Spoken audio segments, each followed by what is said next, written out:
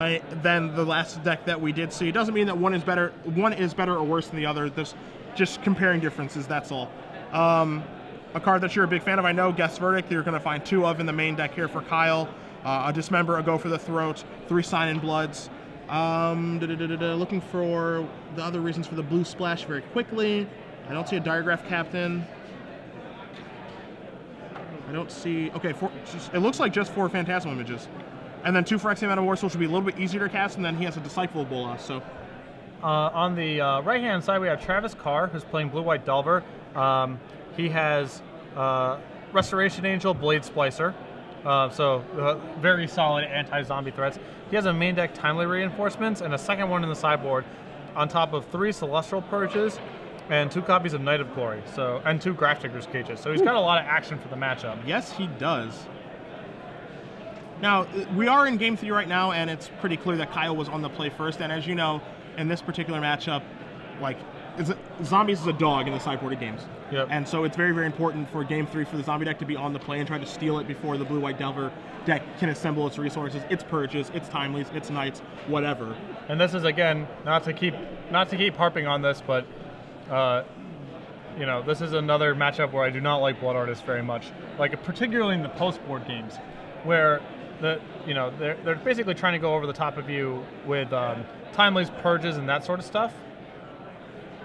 And the game's not very, like, attrition-y, or there's not a lot of blocking, basically.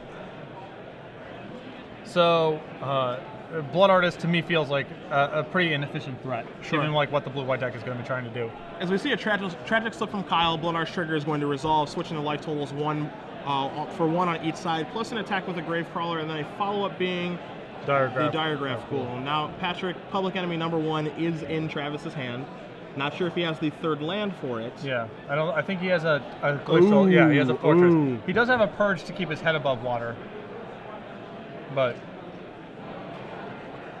yeah, beyond being a gut-shottable 2-mana guy, I just don't think the way these games play out are such that Blood Artist is going to be like, oh, thank God I drew that guy, you know? It's very, very rare. We're going to see a Purge on a Blood Artist, so maybe that's not so bad. Purge taking care of the Blood Artist. Sure. I mean, I probably would have, especially if he's going to follow up with Blade Splicer, I probably would rather just cast that on a Diregraph Cooler or Gravecrawler. I think I also would have waited to see what my opponent's going to cast, because now there's Dross Messenger into play. Yeah. Like, there was no reason to main phase that, is basically my point. As we see Messenger come into play, drain Travis for 2. Travis is down to 11 at this point, and it looks like the first action, the first real spell that he's going to play this game, because the Purge didn't really do a ton, is going to be Blade Splicer. Yeah. And now it's going to become a question of, can these zombies be able to get through this Blade Splicer and the Golem token? Yeah, I mean, the big question mark is just going to be if he has a kill spell for the Golem. I mean, that's... If he does, he's in very good shape, and if not, then this gets pretty sticky. Because we do know also that Travis does have Phantasmal Image in his hand. It looks like, I think that card in front is Timely Reinforcements as well. So things are getting tough. I'm surprised you wouldn't leave with Timely Reinforcements there if you had it. I mean, you know, given like how Blade Splicer affects the matchup, as you see this Metamorph copying a Dross Messenger, the way that Blade Splicer affects the matchup and the way that people view it is like, you know, you cast the Blade Splicer against zombies, the game is over. Now, I'm not saying that you're incorrect, but this is the way that people view the matchup from the outside looking in is you know, that's kind of what they think. Right. It's like, well, yeah, like imagine you cast Timely Reinforcements there's a huge risk here if something happened to that Golem token, if you had, you know, a kill spell for it.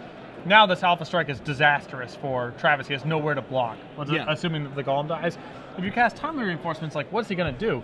If he alphas, then it's like, well, you can put 2 guys in front of a Diregraph Ghoul, or 2 guys in front of a Messenger, and then 1 guy in front of Gravecrawler, or not, depending on how you feel. Sure. And your Blade Splicer is still left over. Like, sure. Your attack can't go bad. Given that this is the way the turn played out, this actually, I believe, works slightly better for Travis, but I think he took an unnecessary risk by doing this instead of just casting Timely Reinforcements. Sure. And I believe Travis is going down to 2 after all of that. I'm not 100% positive. We'll get confirmation on life totals momentarily. But, I mean, this turn, to me, I feel like it's got to be Timely. Yeah, it's got to be Timely Reinforcements now. gaining him 6 life back. Yep. Now I wonder if he's going to send his Bleed Splicer in or not.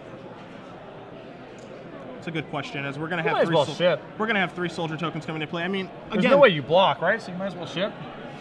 I don't think there's no way that he doesn't block. Again, isn't this just a classic example of role assessment again, of like there's no reason to get try to deal the damage or whatever because you just want to not die. Well, I'm pretty sure you're close to 0% to block with that Blade Splicer because the 3/3 first strikers were so much on this board. Artiste.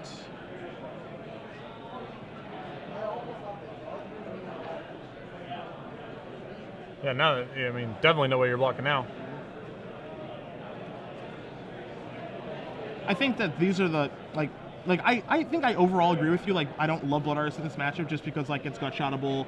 You know, like if it's your turn 2 play, it doesn't really add a lot to the board. But like there are certain situations like where you get into this situation where it is actually like pretty good. Now again, if like Travis had a gut shot for the Blood Artist, like this would be an absolute nightmare of a turn for Kyle. He happens to not have one right now, or you know he could have a land up for a Vapor Snag. So you know, like right now it happens to be good in the situation, but I definitely understand where you're coming from as well. Or if he had just purged the messenger instead of firing it off on the first Blood Artist. Sure. Yeah. But yeah, certainly against timely reinforcements, Blood Artist is not a bad threat. Gives you some game there for sure. Because now the blocking is just like pretty difficult. I mean, obviously the raise in Kyle's life total isn't irrelevant, but like obviously the damage half of Blood Artist is a big deal, and the blocks for Travis are what look to be pretty poor. I'm trying to think them out in my head right now of like what are his best options as far as blocks are concerned. I mean, it has to be like basically Golem in front of Messenger, timely reinforcement token, chump block, let the Gravecrawler through, because Gravecrawler is just a push anyway. And so because he gets to recast it, like you're not prohibiting his development. Sure. And so that's going to be, I mean, if he blocks like you say, it's going to be 2 from the Messenger, 1 from the Artist, that's 3, 4 from the token dying, 5, 6 damage. And it looks like he's going to block just as you did say. So that's going to come back. Attention Magic players. There's going to be a drain for 1, and then 2 more from the Messenger.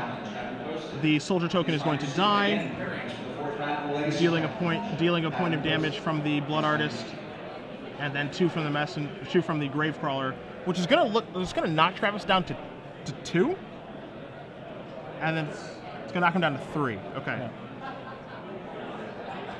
Yeah, now it's a minor thing, but like again, because the 3/3 first striker is so good on this board, I do think you're like 0% to block. Sure. As we see another Gravecrawler from Travis. Snag. Okay, so a snag is going to make things. It doesn't make this game much different. We see a Phantasmal Image that's going to copy the Blood Artist. Okay. Yeah, okay. Yeah, we got some game now. If he goes for some sort of big alpha strike here, and his Blood Artist gets snagged, now then it actually gets pretty complicated, right? Yes.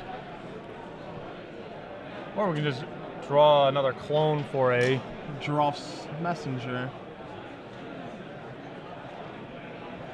And he is it too. He's not a yeah, that's his game.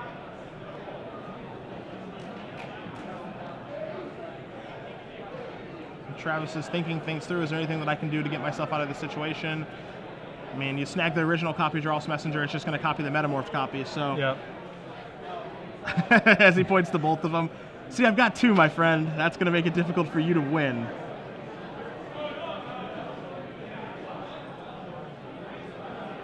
That looks to be it. There it is. Kyle Fuchko. Winner, winner. Yep. Looks to be playing in top 8. Yep. Very nicely with done. Black Blue Zombies. So that's 2 copies of Black Blue Zombies in the top 8.